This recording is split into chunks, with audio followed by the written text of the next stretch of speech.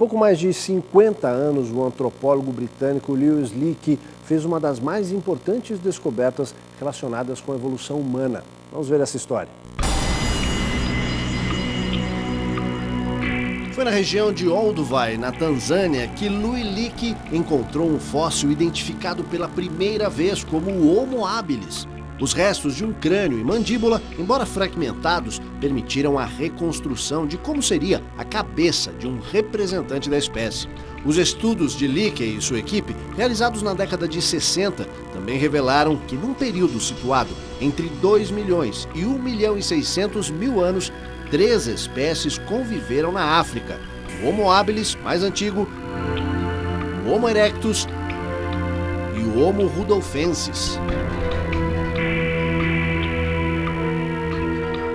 Você tem esse leste da África, né, que vai da Tanzânia, Quênia e Etiópia, né, e Eritreia. Por aí passa uma fenda que se chama em inglês Rift Valley, ou em português o Vale da Grande Fenda, né? Então, nesses 3, 4 países, porque teve esse falhamento, né, e com esse falhamento houve um distanciamento das camadas geológicas, né? Isso expôs várias camadas geológicas fossilíferas que, se não tivesse tido esse processo do Rift, a gente não teria acesso, porque isso está lá enterrado a dezenas de metros de profundidade, né? Então, graças ao Rift, tanto a Tanzânia quanto o Quênia, quanto a Etiópia e a Eritreia são muito ricos em fósseis dos nossos antepassados. E uma outra região da África que também é muito rica em fósseis dos nossos ancestrais é a África do Sul, né? Então, na África você tem essas duas grandes regiões que são ricas em fósseis humanos, né? No nordeste da África, onde tem o Rift Valley, e no sul da África. Os fósseis entre 7 milhões de anos, né, que era muito parecido com o chimpanzé, né, até 2 milhões de anos, quando surge o gênero Homo, estão restritos à África. Os hominíneos só vão sair da África por volta de 2 milhões de anos, ou seja, depois que surge os primeiros representantes do gênero Homo. Como o clima e as mudanças ambientais influenciaram a evolução humana? Um estudo do Instituto Smithsonian sugere que a seleção natural não levou em conta apenas a sobrevivência dos mais aptos, mas também a condição de lidar com o ambiente. Mais do que qualquer outro ser vivo, o homem tem a capacidade de se ajustar a diferentes climas e habitats. O período de evolução humana coincidiu com diversas mudanças do planeta, incluindo épocas extremamente frias e secas. Cientistas estudam como essas mudanças ambientais moldaram a evolução e o processo de adaptação do homem, e como tudo isso influenciou a origem e a extinção de inúmeras espécies de hominídeos, até o surgimento do Homo sapiens, a nossa espécie. Esses estudos levam em conta, entre outros dados, os registros de quantidades de oxigênio acumulados em esqueletos. Trata-se de um indicador de mudança de temperatura e gelo glacial. Com essas análises, chegou-se à conclusão de que os mais evoluídos apresentaram maior variação em suas ossadas, o que significa que lutaram pela sobrevivência, enfrentando inúmeras mudanças.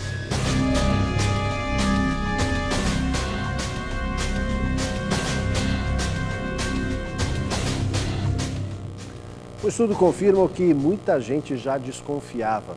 A capacidade de ser vingativo e maldoso é uma característica humana. E nesse aspecto, o homem supera de longe seus ancestrais.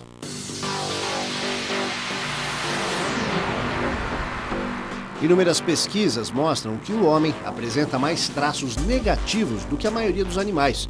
Além da vingança e da maldade, outro comportamento que prevalece nos humanos é o egoísmo. Estudos publicados pela revista Proceedings of the National Academy of Science dos Estados Unidos mostram que chimpanzés são mais propensos a dividir uma porção de bananas do que 2 pessoas a dividirem uma quantia em dinheiro. Uma outra pesquisa, publicada na mesma revista, demonstra que os chimpanzés raramente se mostram vingativos diante de alguma decepção. E mais, nunca praticam atos por pura maldade, bem ao contrário dos humanos.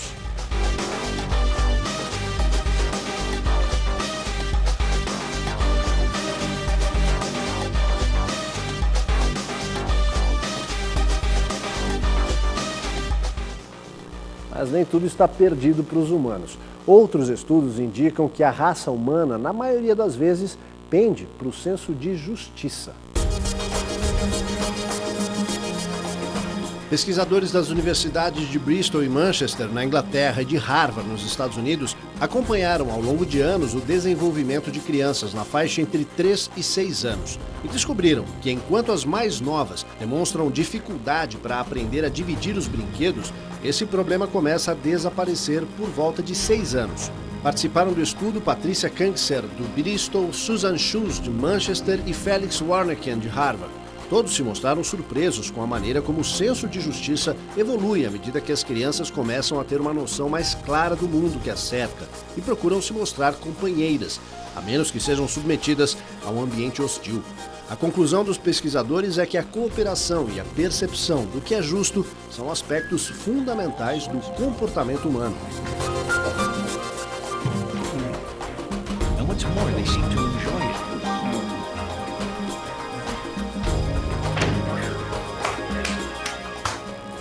Cientistas já comprovaram que é possível alterar o comportamento das pessoas em laboratório. Já imaginou se um dia alguém resolve fazer isso em larga escala? A experiência foi feita no Instituto de Tecnologia de Massachusetts e não deixou dúvidas. Impulsos magnéticos numa determinada área do cérebro alteram a reação das pessoas no que se refere a noções de certo ou errado e a conceitos morais. Para chegar a essa conclusão, os cientistas aplicaram impulsos numa área específica do cérebro, situada atrás da orelha direita. E o resultado foi que os voluntários passaram a demonstrar mudanças de opinião diante de uma série de questões. A doutora Liane Yang, do MIT, observa que para a maioria das pessoas, o senso de moralidade é tido como um alto padrão de comportamento. Mas bastaram alguns impulsos magnéticos para que os voluntários emitissem conceitos bem diferentes daqueles registrados em entrevistas anteriores. Alguns deles chegaram a abandonar totalmente princípios ligados à ética e a questões sociais.